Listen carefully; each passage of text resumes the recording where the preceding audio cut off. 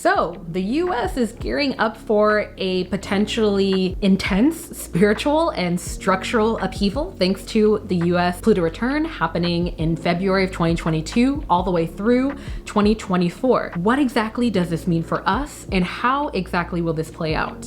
What is up, y'all? It's Alina back for another video, and in this one we'll be diving into the 5 things you need to know all around this US Pluto return. We'll talk about why this is a once in a generation and really once in every 200 and give or take 48 years type of event, why this will be a potentially rocky but very important and needed period of transformation and revelations, things coming to the surface, specifically for the US, but really for the world at large. We'll cover what exactly a Pluto return is, its history in impacting past nations and empires, the nature of Pluto as a planet, also relative to where it lands in the US's birth chart, what exactly a birth chart for a nation is, what to expect, and one of my biggest questions when, learning about this and diving into it, when will it end? And finally, really quickly, I have to thank our sponsor, which is Auralign. For any of y'all who are already subscribers, you already know,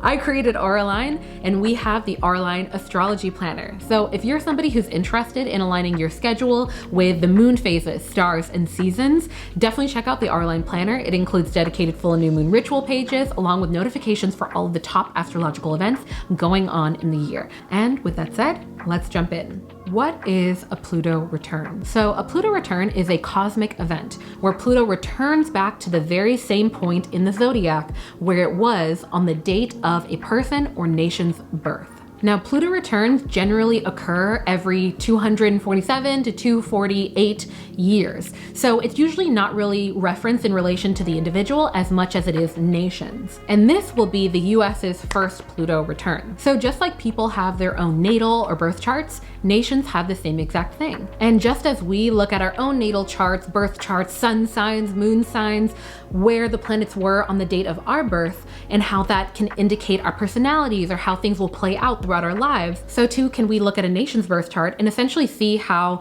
different themes within a nation's lifespan will play out. So as many of us know, the US's birth is on July 4th, 1776 at 5:10 p.m. local mean time in Philadelphia, Pennsylvania. And this is the alleged time of the signing of the Declaration of Independence. Now, before we continue on, I want to take a moment to acknowledge that Native Americans existed on this continent and in the place that we now call the US long before, the forming of the United States. And I think that's really important to remember. Now, historically, Pluto returns have been connected with the complete ending or reworking of entire countries. Next, let's get to know Pluto a little bit more. That way we can move beyond the generalized Pluto return is gonna be bad and better understand the nature of a Pluto return and the historical significance of returns relative to past nations. So Pluto in general is seen as the planet of death, rebirth, renewal, and transformation. It's seen as a planet of needed destruction and breaking down. That way it can make way for that rebirth and transformation. It's known for bringing dark, hidden, shadowy truths to light.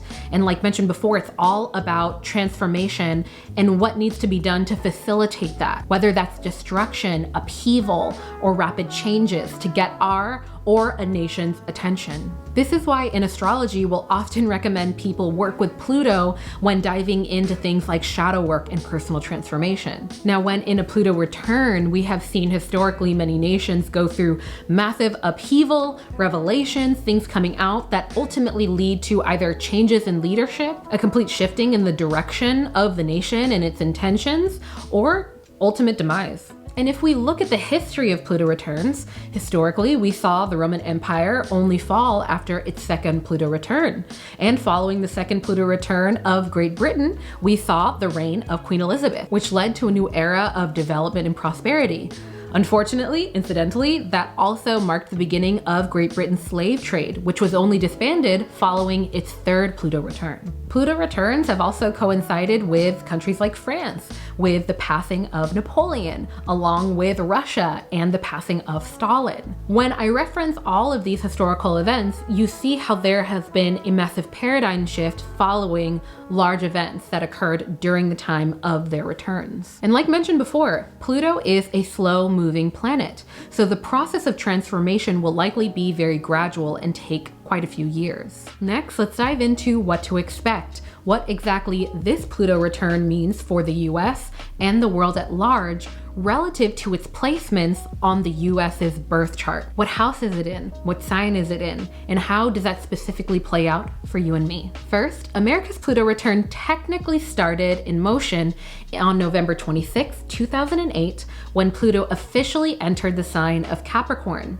What's interesting about this is what happened in 2008? It was the beginning of a massive recession. And when we look at the sign of Capricorn that it is in now, that it entered at the time, Capricorn is the sign of infrastructure, financial institutions, capitalism, hard work, and earning your keep. So it's really interesting to see the beginning of a shift happening financially at that time and how it woke up many of us Americans. More specifically, the United States will officially be entering its Pluto return on February 22nd, 2022, and ending November 19th, 2024, when Pluto finally leaves the sign of Capricorn and enters the sign of Aquarius. During this period of time, Pluto will be at the exact degrees that it was at during the signing of the Declaration of Independence in 1776. So not only will Pluto be in the sign of Capricorn at the time of this return, but when we look at the US's birth chart, we see that Pluto also lands in its second house.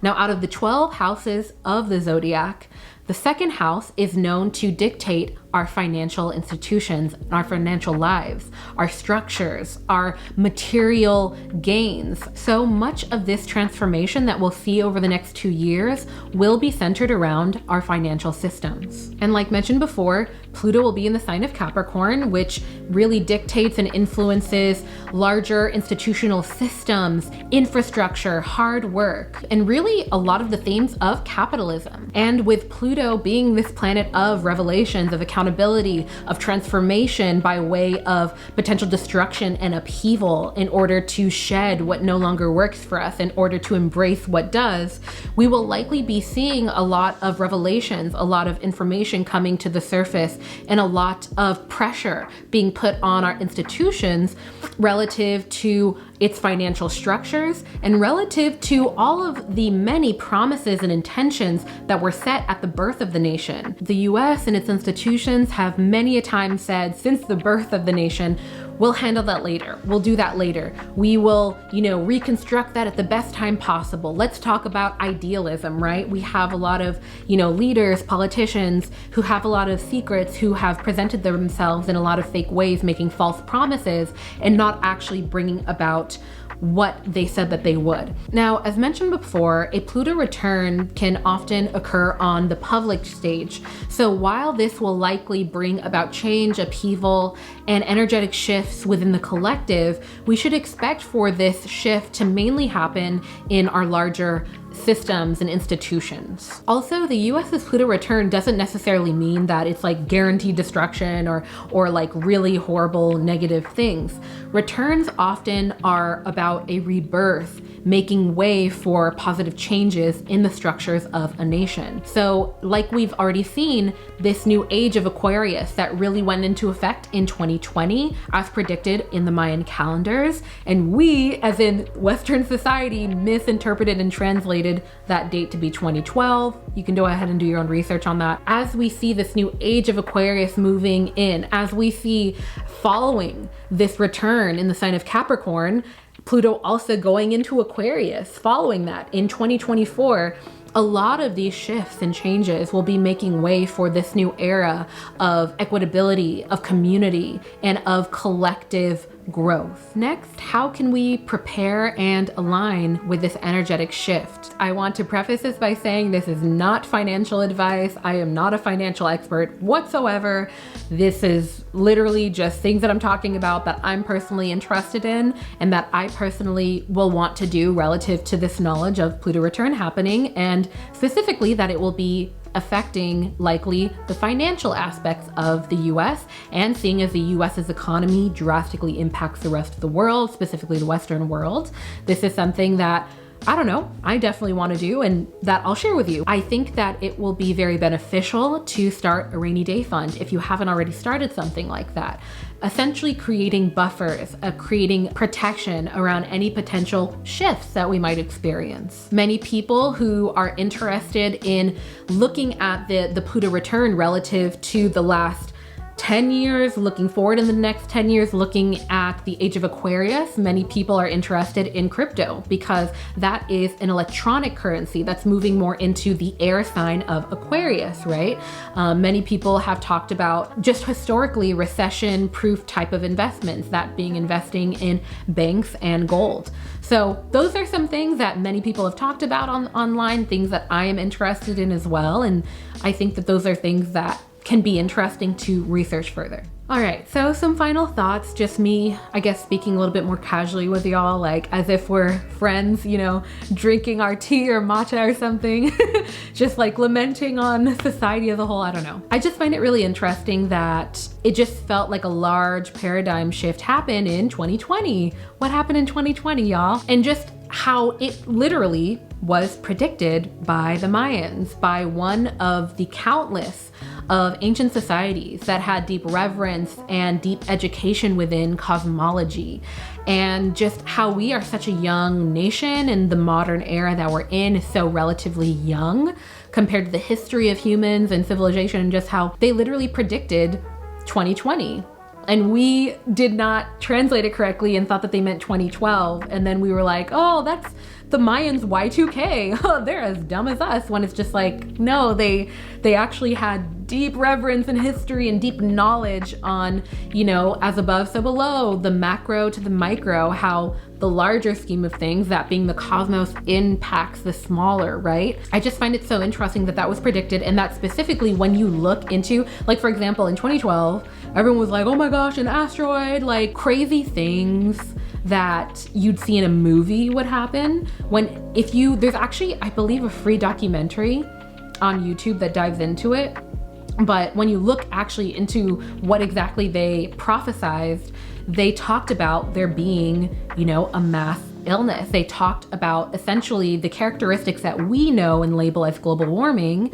More intense weather events would start occurring. And so it's just really interesting. Not only that, but they predicted the same exact year that we know to be the year of the age of Aquarius beginning.